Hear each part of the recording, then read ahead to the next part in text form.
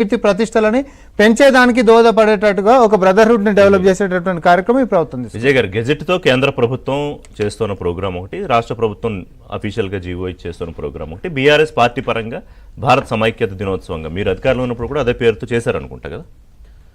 రిషి గారు, ముందుగా మీకు అదేవిధంగా ప్యానల్లో పాల్గొన్న మిత్రులకు, ఏబిఎన్ ఆంధ్రజ్యోతి ప్రజలందరికీ ప్రేక్షకులందరికీ కూడా గుడ్ మార్నింగ్. నమస్తే. ఈరోజు సెప్టెంబర్ 17 అనేది తెలంగాణ రాష్ట్రంలో ఉన్నటువంటి పుట్టినటువంటి ప్రతి బిడ్డకు కూడా ఒక ఇంపార్టెంట్ డే. ఎందుకంటే ఈ తెలంగాణ ప్రాంతానికి స్వాతంత్రము ఒక సంవత్సరం లేటుగా వచ్చింది. దేశం మొత్తం కూడా 1947లో వస్తే తెలంగాణ ప్రాంతానికి 1948లో సెప్టెంబర్ 17 తారీఖు రోజున ఆ రోజు జరిగినటువంటి పోలీస్ చర్య ద్వారా తెలంగాణ ప్రాంతానికి స్వాతంత్రం వచ్చింది.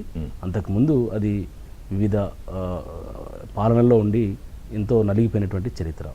కాబట్టి ఈ రోజుని జాతీయ, ఎందుకంటే ఈ దేశంలో ఈ సంస్థానాన్ని భారతదేశంలో విలీనం చేసినందుకు, భాగస్వామ్యం చేసినందుకు, ఈ దేశంలో ఐక్యతగా ఏర్పడిందానికి, కాబట్టి ఈ రోజుని జాతీయ సమైక్యత దినోత్సవంగా తెలంగాణ తొలి ముఖ్యమంత్రి కేసీఆర్ గారు నామకరణం చేసినారు.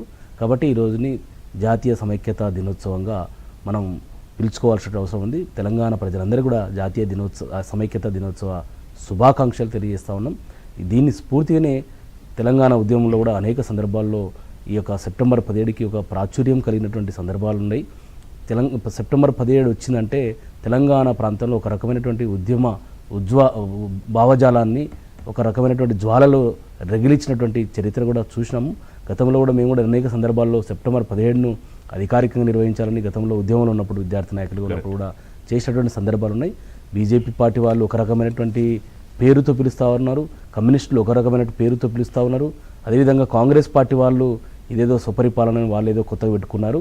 కానీ ఇదేమైనప్పుడు కూడా ఈ రోజుని ఒక ప్రత్యేకమైనటువంటి దినంగా భావిస్తూ తెలంగాణ ప్రజలందరికీ కూడా జాతీయ సమైక్యత దినోత్సవ శుభాకాంక్షలు తెలియజేస్తూ, అదేవిధంగా ఈ దేశ ప్రధానమంత్రి నరేంద్ర మోడీ గారికి కూడా ఈరోజు వారి బర్త్డే కాబట్టి వారికి, నరేంద్ర మోడీ గారికి జన్మదిన శుభాకాంక్షలు తెలియజేస్తా ఉన్నాం.